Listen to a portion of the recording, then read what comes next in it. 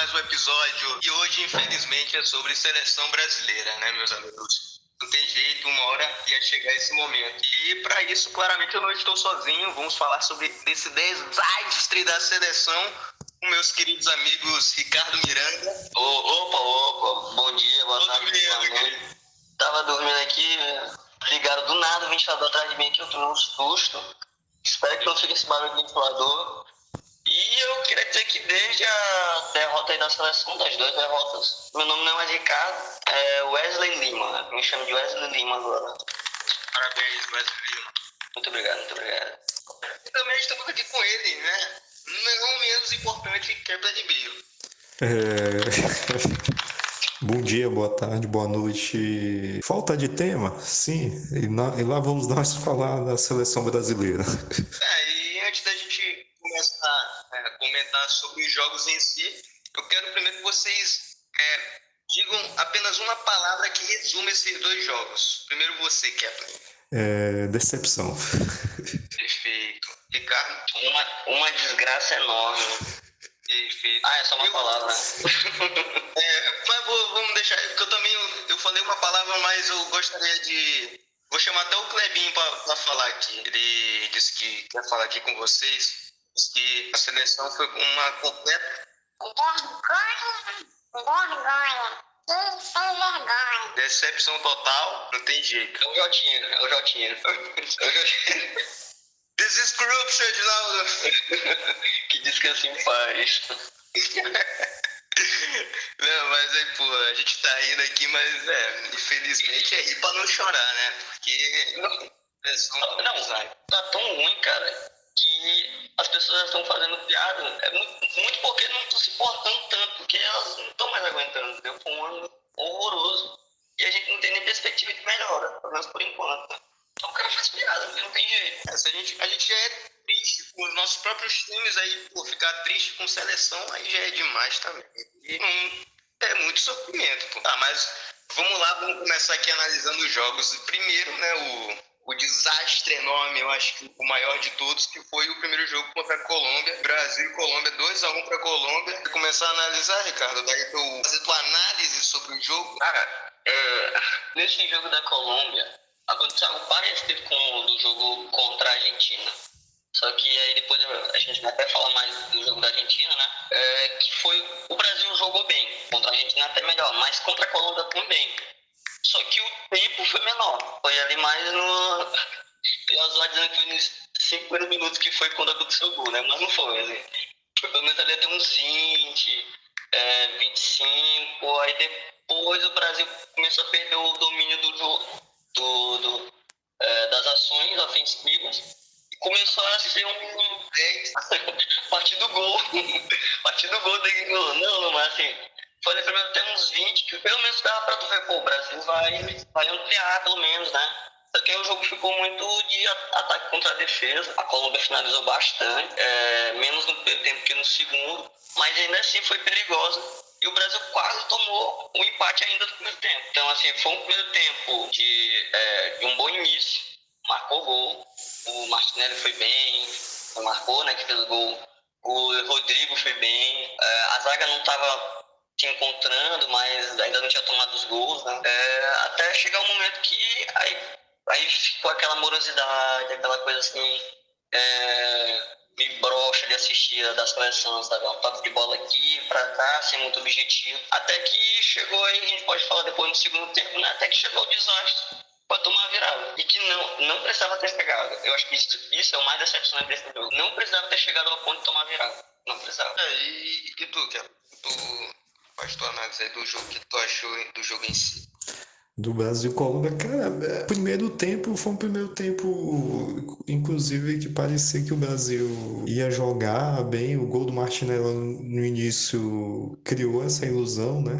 E depois a Colômbia deu pressão, tanto que nesse jogo o Brasil só deu 12 chutes ao gol contra 23 da Colômbia, né? Apesar de ter tido posse de bola maior, né? Foi 61% de posse de bola total no jogo, mas nós já vimos a Espanha ser eliminado com 80% de posse de bola e não ganhar a partida. Então, precisa definir mais, né, cara? E aí, por exemplo... Não, rapidinho, sabe o que foi essa posse de bola da seleção brasileira? Foi André tocar pra Marquinhos, aí Marquinhos tocar pra Alisson, aí Alisson tocar pro Royal. Era isso que era a posse de bola da seleção. É isso, Foi isso que né? o Brasil fez. Como diria o craque Daniel, se posse de bola desse título, estaria aí Brasil e Espanha aí, com vários títulos na mesa, né, cara? E é isso, cara. A Colômbia foi melhor, assim, tanto que a virada da Colômbia com os dois gols do Dias, né? Tem muito porque o Brasil diminuiu a produtividade e aí a Colômbia foi pra cima. Até a brincadeira, até o James Rodrigues deu passe pro gol, né, cara? E assim, com todo respeito à Colômbia, que é um time bom, mas é um time no papel inferior do Brasil, né, cara? Mas resultado é resultado, ganhou, né? Conseguiu uma vitória inédita, diga-se de passagem, em cima do Brasil na Colômbia. Pode completar. Não, Tanto, não tem muito o que falar, entendeu? E o pessoal fala assim, a safra é ruim. Na verdade, não é ruim. A gente tá numa inter-safra. A gente tem bons jogadores, mas que não tem o conjunto, né? E vai demorar. Vai demorar ter esse conjunto. Essa que é a verdade. Quando a gente for analisar o jogo da Argentina, eu entro em profundidade com isso.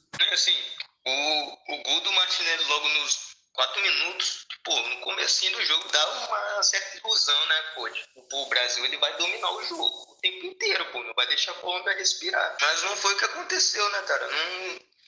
Não sei, cara, o que tá acontecendo com essa seleção, se é falta de trabalho mais do Diniz, não sei, de tática, de elaborar mais um jogo, mais jogadas diferentes, cara, porque é uma seleção irreconhecível, cara. Pegar o Tite, né, treinando a seleção é algo completamente diferente, que, pô, pelo menos ele fazer a gente passar vergonha só na Copa do Mundo. Na eliminatórias, pelo menos, a gente não tinha esse desgosto. E, cara, não sei, vocês acham que é falta de mais jogadas, assim como o Fernando Diniz faz com o Fluminense, vocês acham que falta isso na seleção? Vocês acham que ele não faz isso na seleção, Ricardo? cara, a gente é torcedor, né? A gente, claro, vai ficar muito irritado vendo a seleção ficar 4 jogos sem vencer e perder 3 consecutivos. E cada um quebrando um tabu negativo, né? Mas, assim, pensando de uma forma, até o ponto que dá, né? Racional, eu acho que até mesmo essa fase da seleção, acho que até mesmo com o Tite, ocorreu. E a coincidência é que foi justamente no ano seguinte a uma eliminação traumática na Copa. Eu lembro bem que ali em 2019, ainda que o Brasil tenha ganho a Copa América, na verdade, 19, ali no início de 2019, e em alguns jogos em 2018 após a fatídica derrota para a Bélgica, né?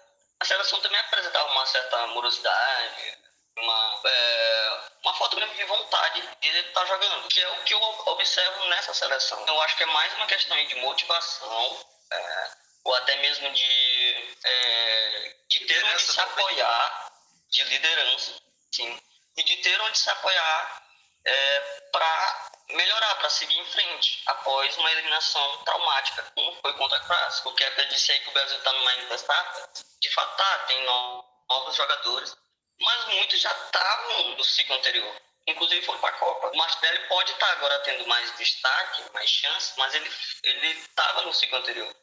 Né? O Rafinha, a mesma coisa, ele não foi bem na Copa do Mundo, né? Mas assim, saíram algumas peças. Não é querendo meio, não é passando pano, claro. Eles estavam no time, né, da Copa e tal, mas também tem aquela questão de, pô, eles não estão acostumados a jogar junto. Beleza, eles estão treinando o tempo todo, isso não é desculpa, não tô passando pano pra ninguém aqui.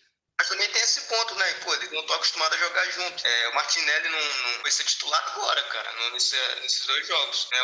O André, que também, pô, estreando agora. Então é um time diferente, que não tá acostumado. Não tem o Neymar também. Então eu acho que é um time diferente. Pô. Eu acho que não tem, pra mim, uma certa conexão. Pode ser isso também. Mas tu acha que agora eu te pergunto, tu acha que Neymar faz falta, assim, porque putz, já tava ruim com o Neymar, né? Assim, de modo geral. Inclusive eu ia até fazer essa pergunta depois, mas cara, eu acho que por mais que tava tava ruim antes, assim, o desempenho da seleção não tava o mesmo de antes, mas eu acho que ele faz uma certa falta sim, cara. Até questão de, pô, não só a jogada, a habilidade, mas eu acho que de liderança. Porque, querendo ou não, talvez o Neymar passe mais credibilidade de ser o líder do time do que o Marquinhos agora. Pelo peso dele tá mais tempo na seleção. E eu acho que não só pelo ponto de habilidade dele, mas liderança também. Eu acho que ele faz falta sim, cara. Não sei a opinião de Ricardo, mas eu acho que falta. Cara, a minha visão sobre o Neymar ela é geralmente muito turva, assim, porque ao mesmo tempo que eu era mais, né, eu era mais fã dele, eu ainda continuo sendo mais, assim, eu era mais antes, eu também tenho um pouco dessa tua opinião, assim, de que ele é importante para a seleção, somente como uma referência técnica, dentro de campo. Pô, faz diferença quando o Neymar tá em campo, só da presença dele. A questão é que o jogador também, para estar na seleção, é desempenho. Se ele tá abdicando da própria carreira dele, do jeito que ele tá fazendo, de jogar no campeonato, que ok, tá crescendo, mas não é parâmetro, ainda mais para a seleção brasileira, né? Parâmetro de desempenho.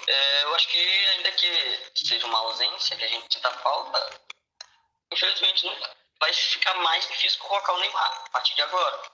E eu acho que o Brasil pode encontrar outras soluções. Até mesmo no Vinícius Júnior. Eu acho que aí pode se tornar a grande referência da seleção. Entendeu? E a gente também tem que considerar isso também. Somente ele no jogo contra a Argentina, né? O Brasil não teve nem o Vinícius Júnior. Ele não teve duas grandes referências, que é o Neymar e ele. Agora contra a Colômbia fica mais difícil assim de defender a seleção, né? Porque tem de fato essa questão de ser um time que ainda está se entrosando e tal, mas teve muita coisa bizarra naquele jogo, cara. Não precisava ter perdido do jeito que perdeu. É complicado porque, assim, realmente tem o Vinícius Júnior que é importante, tem várias peças que são importantes, mas tem outra questão também que esses jogadores que são tão importantes para a seleção não jogam da mesma forma que eles jogam nos clubes. E é no caso do Vinícius Júnior também. É um grande jogador, uma referência enorme. Tanto que ele fez, vamos dizer, o Neymar jogar em outra posição na seleção. Que ele tomou conta da ponta esquerda do time. Mas que também não joga como ele joga no Real Madrid. Assim também como o Rodrigo. Eu sei, é uma responsabilidade diferente, né? Ele pegou a 10, estava jogando, fazendo a função até do Neymar antes dele se lesionar, mas que não tem esses jogadores fazendo o que eles fazem nos clubes. No caso do Bruno Guimarães também, ele não joga do jeito que ele joga no Newcastle. E isso não é a primeira vez. Ele já teve várias oportunidades na seleção e ele não mostra o mesmo futebol que ele mostra lá. Tem isso mesmo. Tem isso também, assim. Em relação ao Rodrigo, assim, tu tá falando que não joga tanto quanto no clube em relação a desempenho ou a posição? Não, a desempenho. Pô, o Rodrigo deu o máximo dele. Tanto que quando ele saiu no jogo contra a Colômbia, a seleção brasileira sentiu, mas não joga da mesma forma que ele joga no Real Madrid. Sim, a maioria deles, não é só eu peguei o Vinícius Júnior e o Rodrigo lá e eu peguei como exemplo os principais, sabe? Mas a maioria dos jogadores tem isso, de não jogar da mesma forma. E é natural também, até porque é uma nova fase, eles não estão acostumados assim. Mas é complicado também. São vários pontos que precisa ser trabalhado. Não só a questão do técnico, mas todo o time em si. Não, e vocês tocaram aí. Tem outra coisa também que eu li muito, é que, por exemplo, o Ricardo até falou com a disposição do Neymar de continuar querendo ser jogador profissional, né? Também, né? Ele tá contundinho, tá fazendo fisioterapia, mas vai no Cruzeiro, entendeu? Então é muito complicado isso.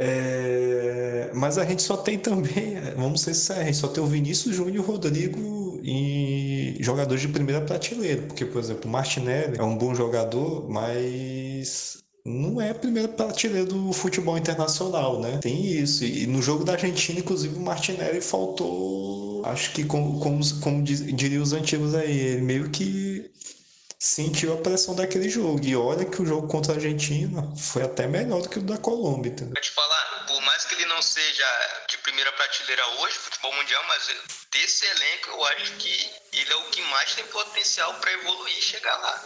Não. Vou pegar os jogadores que tem aqui, tirando o Vinícius e o Rodrigo, ele é o que mais tem potencial de chegar até lá. Até melhor do que o Porque Gabriel. foi como eu falei, ele pegou titularidade agora, ele mal jogou nesses últimos jogos e tal, mas realmente, eu acho que isso é até natural, cara, né? Não, e tu falou aí, Assim, o Martinelli, junto com o Rafael Veiga, foi ter chance agora, né?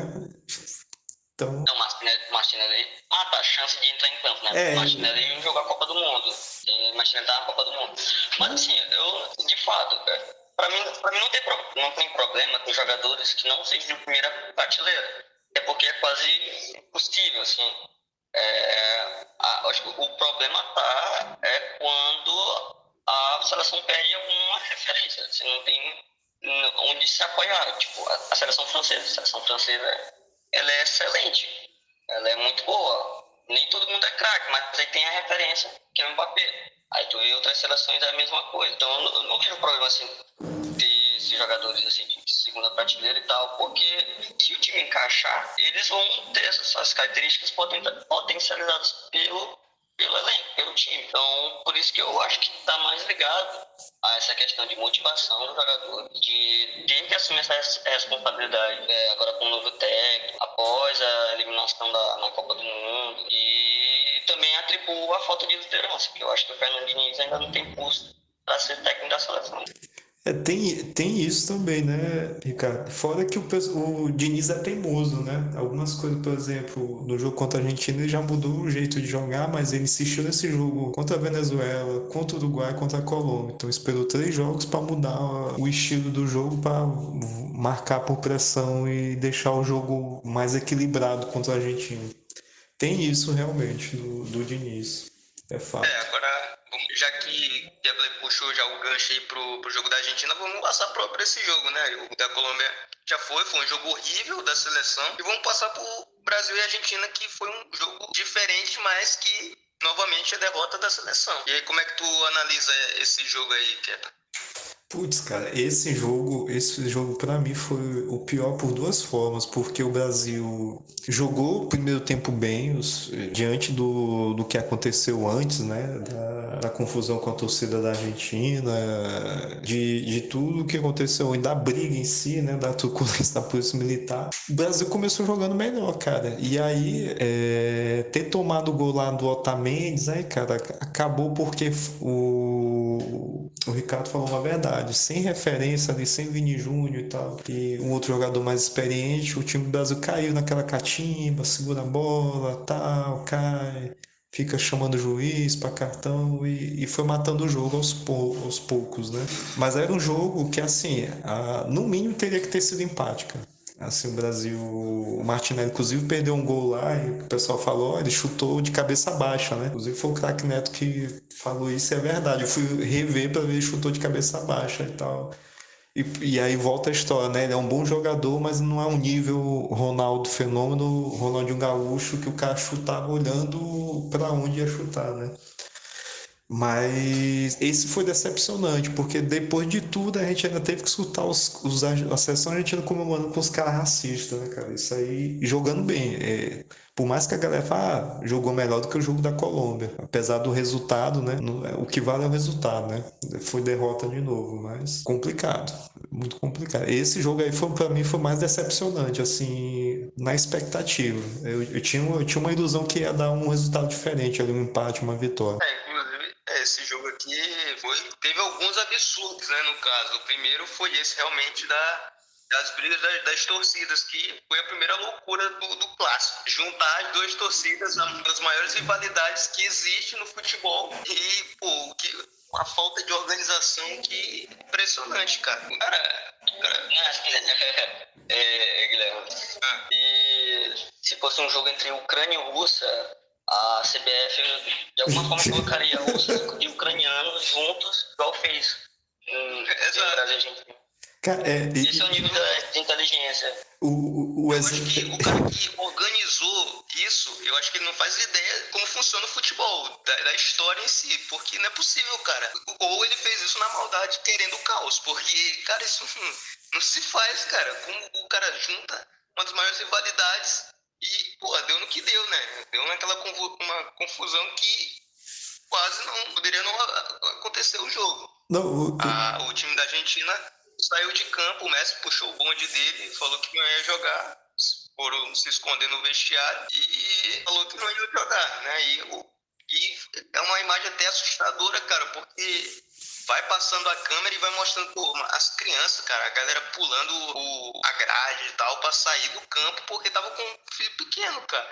E uma galera, levantando os braços pra polícia ver que eles não estavam na confusão, cara, porque é muita loucura, cara. E os policiais se defendendo, tacando cacetete dos argentinos, pô. É loucura demais, cara, é muita loucura. Não, É uma falta de bom senso, né? Pode falar. Cara, Exato. na Europa, cara, jogo Inglaterra e França, tem Itália e França, tem o próprio exemplo aí e outros que poderiam, o Ricardo tem um exemplo até bom, Rússia e Ucrânia, que a Rússia acabou a suspensão da Rússia, a Rússia vai voltar a jogar. Os caras não vão botar a torcida junto, cara, porque vai dar confusão, entendeu? Aí tem essa brilhante ideia, parabéns aos envolvidos, viu? Quem teve essa grande ideia é que juntar torcedor argentino com brasileiro ia dar certo, cara. E aí deu o que deu, cara. O caos. E ainda volta, tem que falar isso. A CBF não assume a responsabilidade, diz que é a responsabilidade de quem tá organizando o jogo.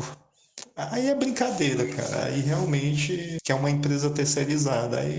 Aí a polícia também diz, não, não é a gente que faz isso, porque ainda tentar jogar pra polícia, não, a polícia que divide torcida. A polícia só tá lá pra manter segurança do jogo, isso só. Exato. E Na porrada. quer comentar mais sobre esse caso aí, Ricardo, antes de comentar do jogo?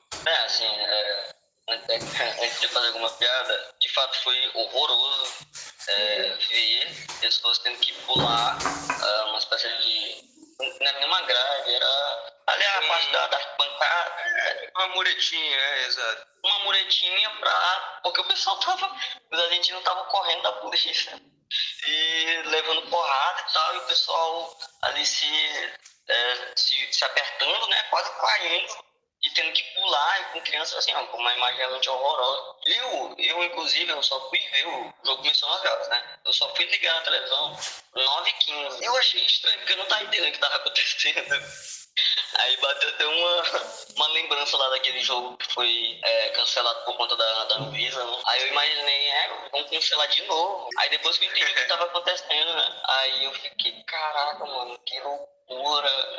Aí os jogadores da Argentina saíram, covardes. Inclusive o Rodrigo peitou o Messi. Eu acho que isso é sensacional. Porque é o Rodrigo peitando o Messi. Não, eu sou fã do Messi, mas eu achei isso sensacional também. O Rodrigo não se abalou. Mostrou personalidade. Tá correto, né, mano? Porque não é porque pode ser o Messi ali, mas, pô, é Brasil e Argentina em primeiro lugar, meu irmão. Tu não vai peidar pros caras. Óbvio, óbvio. Isso até por uma característica mesmo de jogador de futebol. O cara aprende já desde criança a ter que se impor dentro de campo, desde criança. Inclusive, uma análise que eu vi do Bruno Formiga, quando uma vez o Gabigol brigou com o Aleph Manga, um negócio aleatório que eu lembrei, que o jogador já desde criança entender que, cara, não importa o adversário, tu tem que te impor de alguma forma. E o Rodrigo não tava nem que era o Messi e que era um campeão mundial, como o Messi usou de argumento. Eu achei isso muito, muito bacana, assim. Fora a confusão que teve. Ele também tem uma carreira boa, o Rodrigo tá começando agora, mas ele já tem uma carreira grande já.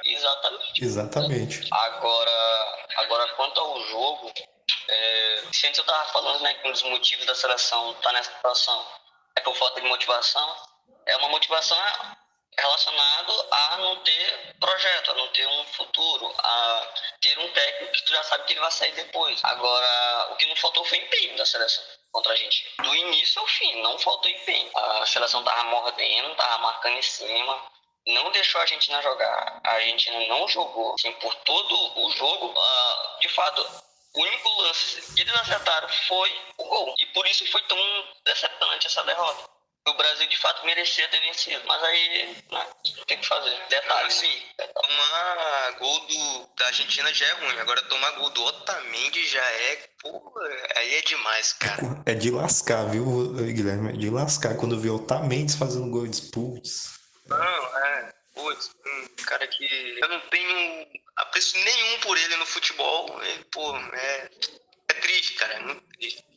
Nem o Antony gosta dele.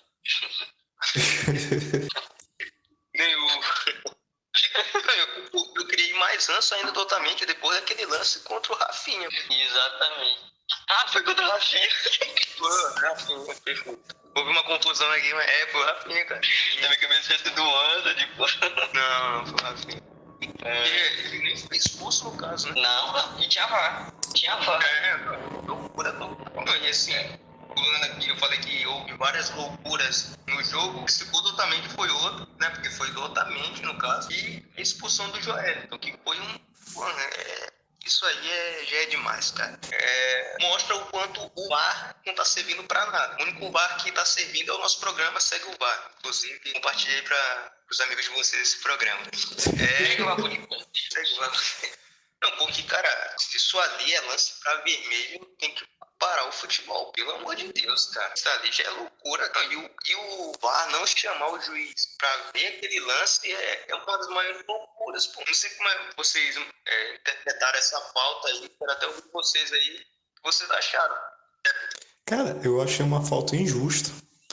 No mínimo amarelo ou até uma advertência verbal, mas claramente ali o juiz foi pressionado, cara. Caiu na pressão ali dos argentinos. E o VAR, cara, não é de hoje, principalmente jogo de eliminatória, os caras pouco usam o VAR. O que deixa muita gente revoltada quem assiste o jogo, porque tem lances polêmicos, e aí deixa na mão do juiz, entendeu? E aí, pra que serve o VAR aqui na eliminatória aqui na Conmebol? E o Joelito ficou extremamente bravo com razão, cara, porque os caras teve falta, inclusive, muito pior que o juiz nem deu cartão amarelo para os jogadores argentinos lá. Então, assim, a expulsão foi justa, cara. Eu defendo aí que o pessoal, a expulsão foi justa? Não, não foi justa. Foi injusta, no mínimo ali um cartão amarelo, cara. Aí Cara. terminou de lascar o time do Brasil, cara. Essa que é a verdade. E tu, Ricardo, o que tu achou aí desse lance aí injusto do Joel? Pra mim foi ridículo. Eu não sou o tipo de cara que fica em qualquer lance dizendo que é corrupção. Mas esse lance foi muito esquisito, cara. Pô, na verdade, o lado do Otamendi com o Rafinha, pra mim aquilo ali foi mais esquisito, assim. Eu tenho muita dificuldade em acreditar que... Não querendo dizer que a Conmebol é corrupta, né? Mas foi um lance muito estranho. Mas se analisar bem, dá pra chamar, ó. Alô, Polícia Federal! Alô, Polícia Federal, dá pra chamar. A Conmebol e a Premier League, né? Depois do que a gente viu lá que aconteceu com o Everton, né? Então, assim, acho que não dá pra confiar. Não dá pra confiar tanto, assim, nessas entidades. Mas, falando da expulsão do Joel, eu não tenho dúvida de que foi injusto. Era no máximo um amarelo, de fato. Foi muito estranho ele não ter ido checar no VAR. Não acho que ele agrediu, que ele acertou o rosto do Depol. Inclusive o Depol foi muito caçado nessa partida. Ela estava vermelho, tanto ter apanhado. E eu acho que foi completamente injusto. Por outro lado, o Joelinton, a forma como ele entrou e a forma como ele reagiu à marcação do Depol reflete um pouco do que foi o estado emocional do Brasil desde o início. Eu elogiei que o Brasil mordeu desde o começo da partida, marcou em cima. Eu também tenho que criticar porque a seleção fez muita falta. Fez muita falta desnecessária. Acho que, se eu não me engano, com 20 minutos de jogo, já tinha feito 10 faltas. E falta boba. E eu acho que a atitude do Joelito, ainda que não tenha sido tão temerária como foi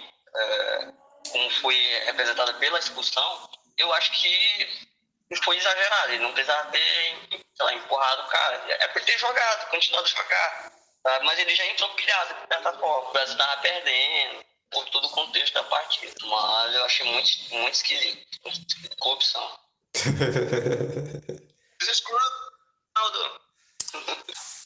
Não, doideira. Não, inclusive o Depô vai ganhar uma vaga aí de atuação, né, cara? Porque o que ele atuou nesse lance aí também é brincadeira. Ele tinha que atuar porque ele não estava aguentando a pressão. Por uns 2 lances ele entregou a bola. E o Brasil, por incompetência, não foi. Mas bem na partida. Verdade. Inclusive aqui, eu não fiz essa pergunta aqui no último jogo, mas eu vou fazer nessa aqui. Vocês acham que a questão da escalação em si, vocês acham que vocês mudariam alguma coisa do time que foi, ou vocês fariam alguma mudança diferente ao decorrer do jogo que vocês fariam aí, Ricardo? Eu acho que nos 2 jogos escalação inicial foi a melhor possível. Somente pensando nas laterais, eu trocaria, mas não tinha outras opções, então foi justamente a melhor possível. Talvez jogar com 6 atacantes, não precisa jogar com lateral, talvez eu mudaria isso.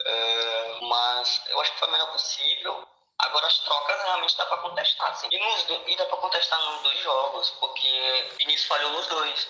Se no primeiro ele tirou o Rodrigo quando ele tava bem, isso desestabilizou a seleção, o Brasil perdeu um jogador de criatividade que tinha. Contra a Argentina ele fez o contrário. Ele deixou o Rodrigo que não tava bem e tirou o Martinelli que tava jogando, tava tendo uma boa atuação. Então esse tipo de coisa que eu não entendo. Sem falar nas estreias forçadas que teve. Contra a Colômbia teve a estreia forçada do Endrick, do PP. Forçada no sentido de que, bota lá pra entrar, e aí faz alguma coisa, entendeu? Botou os caras assim meio que na fogueira. Eu acho que foi um vacilo, assim, né? Deu resultado e tal, pô. O Brasil tava passando um vexame, bota os caras pra jogar. Assim. Aí no segundo jogo eu acho que foi isso mesmo. Eu acho que a única falha foi essa. Foi ter tirado o Martinelli enquanto ele tava jogando bem. Agora de resto, eu acho que não tinha muito o que fazer. E tu, Zé, acho que deveria ter alguma mudança, gostou da escalação? Cara, eu vou te falar, eu vou começar pelo meme quando o Gabriel Jesus fala no final do jogo da Argentina, diz, talvez não seja o meu forte marcar gol. E que dia acho que esse cara é colocado como titular, cara? É fogo, eu acho que o Gabriel Jesus eu não botaria como atacante. O Martinelli para mim foi uma boa escolha. E os laterais, eu vou dar uma solução surreal, cara. Eu ia convocar a lateral do Sub-20 do Brasil, do Sub-17, bota aí. Dá uma de louco Bielsa e ó, tá. Quer renovação, bora renovar. Porque a gente depender de Royal, um jogador que tem marca de fermento para quem já teve Cafu, Roberto Carlos, e outros que agora não me lembro. É complicado, cara. É complicado. E o Ricardo falou uma coisa pontual. A saída do Rodrigo lá no jogo da Colômbia meio que fez que o Brasil perdesse um pouco da ofensividade, né? Então ali ele mexeu mal, né? E já no jogo da Argentina, tirando o Gabriel Jesus, assim, porque o Martinelli foi mais ativo, aí, mesmo ele tendo perdido o gol, mas eu não escalaria o Gabriel Jesus, cara. Eu acho que o Gabriel Jesus já deu, mas sei lá, ele deve ser um cara que faz uma amizade muito forte com os técnicos, que o Tite insistiu com ele e o Diniz a mesma coisa. Talvez por algo que o Ricardo acabou de falar, do Diniz ser interino e não ter determinadas forças para bancar algumas ideias, entendeu? Já do Hendrick do outro que estrearam, eu acho que não, eles tinham que estrear mesmo, cara. Foi na fogueira, mas é melhor estrear. E são 2 potenciais, são, que vão ganhando rodagem, entendeu? A gente se esquece que a gente já teve Ronaldo Fenômeno, Pelé, esqueci o outro jogador aqui no final dos anos 70 que estavam com 17 anos, né? E depois viraram grandes jogadores. Mas é isso, cara. Às vezes o Diniz erra nessas escalações aí, principalmente insistindo com o Gabriel Jesus. Para mim, Gabriel Jesus já deu. E o Alisson também, cara. O Alisson, volta a falar aí, eu sou hater do Alisson. Vejo ele no máximo como goleiro reserva aí na seleção, mas titular não dá, não. Mas assim, Eu vou defender o Alisson. Vamos defender o Alisson. vamos defender o Alisson. Não, aqui ó, pra quem ó. Alô. Polícia Federal! Alô. Não, eu acho que o goleiro é o menor dos problemas. Vou ser sincero aqui. Pra mim é um dos menores problemas. Eu acho que a galera pega muito no pé do Alisson, injustamente. Tudo bem que ele não atua da mesma forma que atua no Liverpool, mas eu vejo assim, essa falha toda. Beleza, houve falhas, não vou passar pano completo pro Alisson. Mas, pô, aqui o jeito que pega o pesado com o Alisson, pô, já é demais, cara. Pra mim, a função, o Alisson é o menor dos problemas, a função do goleiro em si é o menor dos problemas que tem. Eu gosto do Alisson, claro, como eu já falei, não atua da mesma forma, mas eu acho que ele não vai tão mal assim como as pessoas tá com hate nele. E ouvi muito isso, até questão por conta da Copa, claro. Mas, cara, tem que entender que, futebol é grupo, não, o goleiro também não vai fazer milagre o tempo todo. É algo que é complicado, cara, é complicado. Mas eu acho que o Alisson é o menor dos problemas. O que tu acha, cara? Rapidinho, só passando aqui. Eu acho assim, que dá pra separar as coisas. Questionar se o Alisson, ele é um goleiro a ponto de fazer milagre na Copa do Mundo. Não dá. Pelo pelo que se mostrou em 18 e 22, ele não é, pelo retrospecto. Agora, falando pontualmente desses 2 jogos, ele não teve culpa. Inclusive, ele fez muito bem no jogo contra a Colômbia. Fez boas defesas. Inclusive, aí, antes a gente reclamava que o Alisson, ele não era um goleiro plástico, a gente não via ele fazendo grandes defesas. Aí a explicação é porque antes a zaga da seleção ele tinha organizado, agora não é. Aí agora tá tomando gol. Eu acho que é isso. Então, aí, cara, pô, a galera reclamou tanto na época do Thiago Silva que agora tá sentindo falta. É um cara que faz muito falta. A questão da idade não afeta em nada, até porque ele tem quase 40 anos e nem parece. Porque o ritmo de jogo dele continua o mesmo. É bizarro. E até o preparo dele foi mostrado até uma vez aí acho que no Esporte Espetacular. Que é bizarro, pô. O cara ele se cuida muito. E eu acho que é um dos caras que mais faz falta nessa questão, pô. Tem questão de liderança também. Agora tu tocou num ponto forte. Não há liderança, e talvez a liderança desse time seja o Vini Júnior, entendeu? Principalmente pelos posicionamentos dentro e fora de campo. Que infelizmente se contundiu, né, cara? Enquanto a gente não teve. Do Alisson, como diria o pessoal antigo, ele é um jogador de clube, entendeu? O Ricardo, inclusive, falou isso.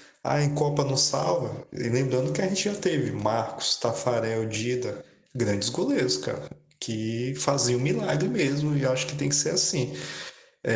O Alisson não era tão exigido, porque, como tu falou, eram adversários também fracos, né? E agora que o nível subiu, ou a gente caiu de nível, a analisar isso, não sei, realmente, o Alisson não tem culpa nos gols, mas assim, se tu tem um goleiro espetacular, lá o Maximiliano Rodrigues aí, por exemplo, foi 2-0 do Uruguai, mas poderia ter sido 4-5. O Uruguai dominou o jogo lá na Argentina, contra a Argentina, entendeu? Tem um goleiro assim, bom, espetacular, na verdade, é bom, né? Não é o Alisson. Quem seria o Ederson? Também não sei, cara. O Ederson também talvez seja um pouquinho melhor do que o Alisson, mas não sei. Mas o Gabriel Jesus... No caso, não seria nenhum, até porque o Brasil não tem, cara. Tipo assim, porque, beleza, a galera tem essa certa... Fala que o Ederson pode ser melhor como titular do que o Alisson, mas assim, falando por mim, posso estar falando uma loucura agora, mas eu não vejo toda essa disparidade, assim, na seleção do Ederson do Alisson, de fazer um milagre enorme, de defender uma barbaridade, entendeu? Eu não vejo essa disparidade pra galera tacar tanto hate no Alisson e glorificar tanto o Ederson. E o Brasil não tem, cara, desculpa. O Alisson, o Ederson é só esse, porque não tem. Vai pegar o Brasileirão, vai pegar outros campeonatos, não tem nenhum outro goleiro. Então não tem, a gente o Brasil teve uma época de glória de ter esses goleiros Marcos, o Rogério Ceni, o Dida, mas infelizmente hoje não tem. É igual as laterais. Tinha o Cafu, inclusive na época, até mesmo pra cá. O que a gente vê que eles essa não tem. A gente viu o Cafu viajar pra hoje, eles iam, voltar glorificando o Cafu, pô. Eu chamar ele de ídolo na hora, porque, cara, o que a gente tem hoje é bizarro. É bizarro. Eu vou de novo defender o Alisson. Ainda vou defender o Ederson também. Eu acho que eles são muito bons. Mas, cara, se o time não der certo, o time não tá funcionando, não vai adiantar, entendeu? Eu acho assim, que se o goleiro tem que fazer muito milagre, tem que aparecer demais, eu não acho que isso é um grande mérito. Eu acho que é um demérito, porque aí significa que a vaga não tá funcionando. Time. Exato, mas pra galera aí, galera da internet, os treinadores de plantão, pra eles, eles têm que ver o goleiro trabalhando. Porque isso acontecia na época do Tite, tanto do Alisson, o Ederson não ter tanta aparição no jogo, pra eles isso era um absurdo, já era motivo pra eles tacarem hate neles. E pra eles querem ver milagre, eles querem ver sufoco no jogo. E o Cássio sabe que é exatamente isso há muito tempo, né? Não adianta ele ser um goleiro espetacular. Se o time tem um Gil, se o time tem um Fábio Santos na zaga, se o time tem no ataque um Yuri Alberto, Não adianta o seu carro.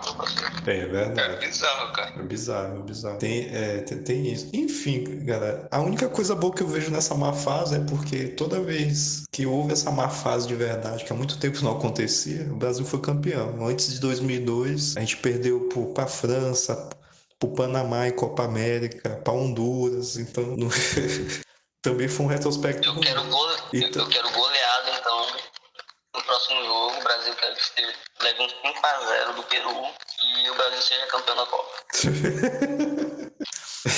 É isso. Deixa eu ver, quero ver se eu entendi direito. Quer que o Brasil leve bolada do Peru? Quero que o Brasil seja afetado pelo Peru em nome da Copa. Mas galera, tem esse negócio aí, pô. Então, tem muita gente que acredita, não, cara, a gente vai ganhar essa Copa. Porque antes de 94 a gente só se classificou na última rodada, ganhou do Uruguai. E em 2002 também na última rodada e muito mal, jogando contra a Venezuela, inclusive. Então, não sei, mas que a gente tá num processo de inter-safra e o negócio ainda tá em construção, isso é fato. Tá, antes aqui de partir pra pergunta final aqui, pra encerrar o programa, infelizmente, eu não comentei da questão do Gabriel Jesus, né, da entrevista, que ele já até mencionou. Cara, aquela frase dele é absurda, cara. A especialidade, ele simplesmente falou que a especialidade dele não é fazer gol. Tudo bem, acho que todo mundo entendeu o que ele quis dizer, mas um cara que tá vestindo a camisa 9 da seleção brasileira, falar aquilo é absurdo. O cara assim, pô, o cara ele se lesionou não jogou contra a Colômbia, deram a camisa 9 pro João Pedro, vem o segundo jogo contra a Argentina, ele volta e pega a camisa 9 que puxa uma responsabilidade. E ele chegar, terminando o jogo, dar entrevista e falar aquilo, não tá, cara. Pelo amor de Deus, só mostra o quanto a seleção ela tá órfã de centroavante, de tudo, cara. Não tem. É começar a mudar, a galera reclamou do Richarlison saiu, veio Gabriel Jesus, mostrou mais ainda que não é o cara. E agora é buscar, usar, cara. Porque não tem muito o que fazer. É ir nesses moleques agora, pô. É ir no João Pedro, aí no Hendrick, Marcos Leonardo. E essa galera que tá vindo, tá jogando bem. E tem que testar. Não falta opção. Porque esses caras já deu. E se insistir mais ainda nesses caras, tem que acabar com a seleção. Não tem jeito. Não merece ganhar o que... Nem a Copa América não merece ganhar nada, cara. Porque já deu, cara. Não é a primeira vez que isso acontece. Aí já deu, já é bizarro. Desculpa convocar o Gabriel Jesus, convoca ele pra ser goleiro então, goleiro reserva. Já que a galera tá reclamando tanto. Que não dá, como centroavante, camisa 9 não dá. Não, assim, vamos falar de nível técnico. Bota a seleção brasileira pra jogar Série B aqui. Eu quero ver se a seleção brasileira sobe pra Série A. Bora ver se tá certo. Rapaz, Não sobe.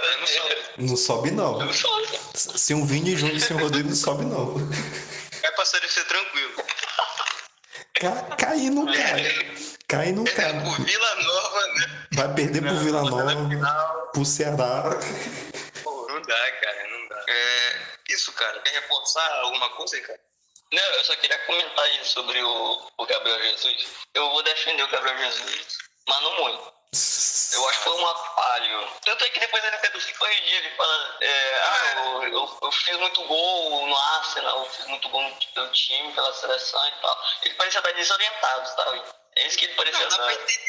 Dá pra entender o lado dele, que, pô, deu pra entender o que ele quis dizer. Claro, ele não é só gol, realmente, ele é um cara, além de ser o centroavante do time de só meter gol, ele trabalha, ele faz boas funções, mas que, pô, mandou mal naquela hora. Sim, eu acho que inclusive, foi melhor. É complicado. Foi melhor, talvez tenha sido realmente melhor colocar ele. Eu acho que mais pela experiência que ele já tem pela seleção, né? Do que colocar, sei lá, um João Pedro para jogar a partida contra a Argentina. Teria sido mais interessante ver o João Pedro jogar? Teria. Mas eu também entendo ter escalado o Gabriel Jesus. Só que ele foi muito mal. Ele não contribuiu. Tanto é que no lance que ele parecia que ia ajudar a seleção, que foi no lance lá da finalização do Martinelli, ele meio que se atrapalhou, ele queria carregar a bola, driblar todo mundo e bater pro gol. Ele não tocou propositalmente com o Martinelli, a bola meio que sobrou ali e tal. Então ele parecia estar também afoito, assim, pra marcar um gol, né? Tá muito tempo que ele não faz. Eu acho que é a mesma questão do Richarlison, assim, acho que ele tá... E a dele dura até mais tempo, né? Ele tá ali com um peso com a camisa da seleção brasileira, que ele não tá conseguindo suportar, entendeu? Aí acontece esse tipo de coisa, dele falar um absurdo desse.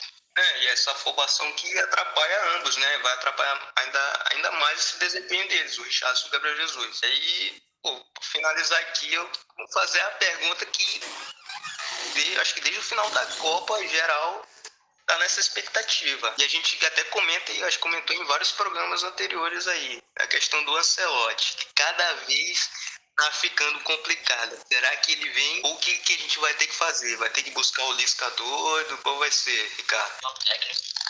Seria perfeito para a seleção, que é Mano Menezes. Eu acho que o Mano Menezes, ele conseguiria fazer a seleção aí ganhar, até quem sabe, um prata nas Olimpíadas.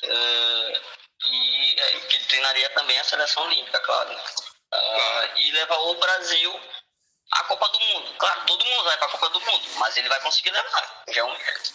Agora respondendo sobre o Ancelotti, eu quero acreditar que o Edinaldo Rodrigues não é tão amador a ponto de não ter o mínimo de garantia de que o Ancelotti vem. Eu quero acreditar nisso, mas eu também sei que não é impossível de que ele não tenha nada e o Ancelotti de fato não venha para a seleção. Então, se isso acontecer, a gente meio que tá ferrado, porque aí vai ter que ter o Fernando Diniz treinando na Copa América. Eu não sei nem até como é que ficaria essa questão aí com o Fluminense. Não sei como é que seria, não sei como é que tá o contrato dele. Eu sei que eu quero que venha o Ancelotti, mas eu não tenho tanta certeza de que de fato ele vem. Se não vier, vai com o Diniz. Vai com o Diniz pra Copa América. O que tu acha aí?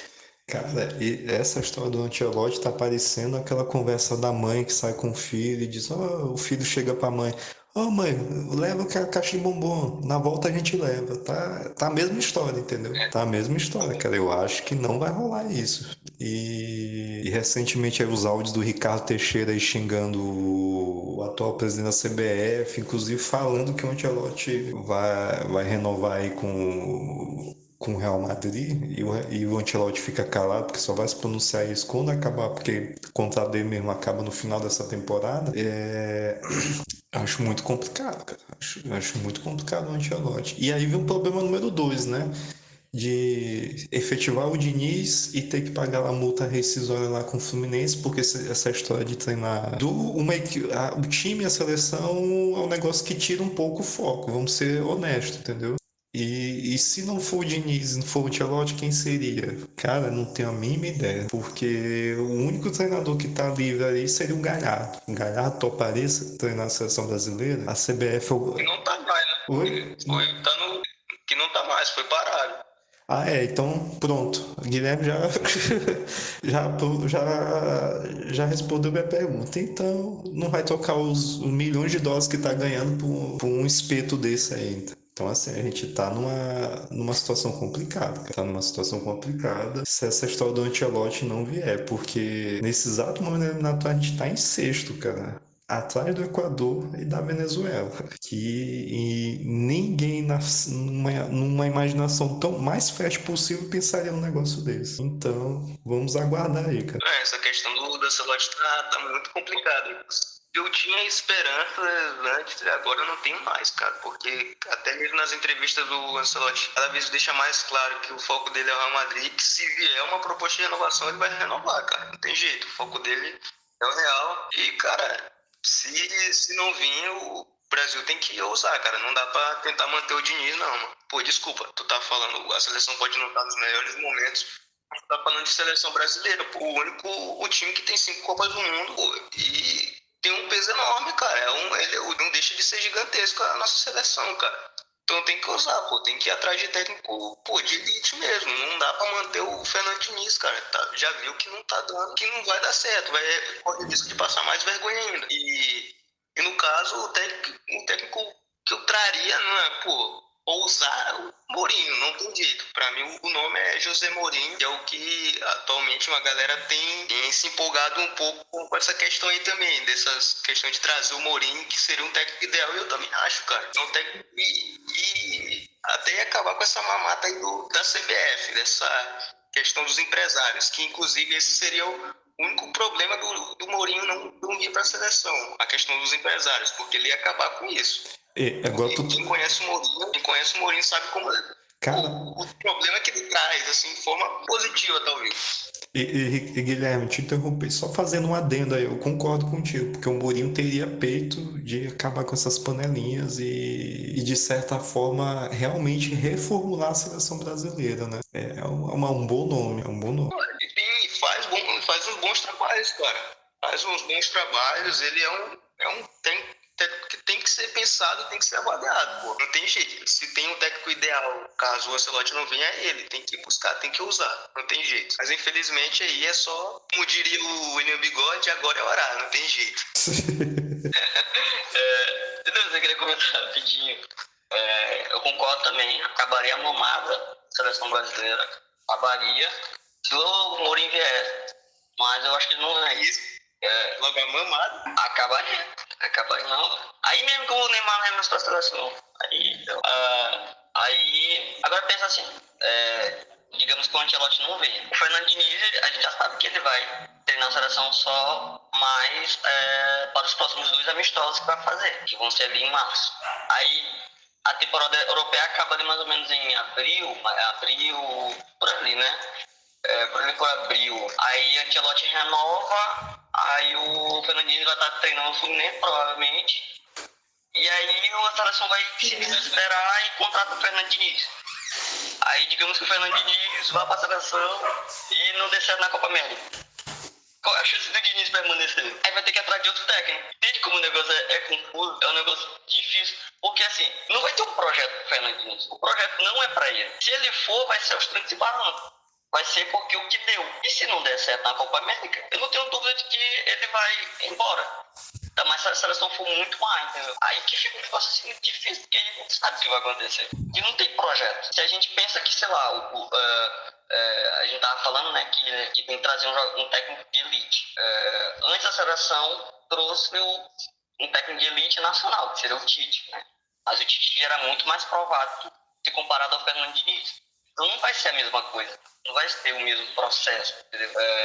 Então por isso que eu acho que vai ser muito difícil a vida da seleção. Infelizmente, né, o programa está terminando, galera. Uma pena. O tema de hoje não foi algo tão divertido, mas é algo que tem que ser pensado, né? É algo sério, é a nossa seleção e é algo que tem que se preocupar um pouco, né? Então é isso, galera. Vamos lá, vamos para os salves de hoje para finalizar este programa. Dê suas considerações finais, Ricardo. Gostaria de falar que eu vou passar a torcer agora para a seleção da Albânia, por causa do Silvinho. Grande. Achei que ela Silvinho na seleção brasileira. Aí também. Seria uma boa. Vamos ter uma linha de 4 ali tranquilinha. Royal, Lodge, Marquinhos. Bonito, uma linha de 4 ali. Ele que já é experiente nessa linha de 4. Prefere a de 4, então? Eu prefiro. Acho que é mais seguro. Então, acho que é isso. Eu estou muito decepcionado com a seleção brasileira. Começa a torcer para a Albânia. Então, meu salve hoje vai para a seleção albanesa. Aí, grande favorita ao título da Eurocopa do ano que vem. E ao Silvinho. Perfeito. Suas considerações finais? Minhas considerações finais fora Gabriel Jesus. Agora, oficial não dá. E eu mando um salve pro pessoal aí na seleção da Venezuela, porque pela primeira vez na minha vida eu vou ver a Venezuela disputar uma Copa do Mundo. Agradecimentos aí à CBF. Perfeito. E pra levantar o clima, deixar o clima lá no alto, agradecer a paciência de todos, aí espero que tenham gostado do programa e segue lá no Instagram, se inscreva no YouTube, no Spotify, dá uma moral, se inscreve lá, deixa o like pra ajudar o canal. E meu salve de hoje vai ser pro Ancelotti aí, pedir um apelo pra ele, por favor, venha. E é galera. Tamo junto. Até mais. Valeu. Valeu, Dudu.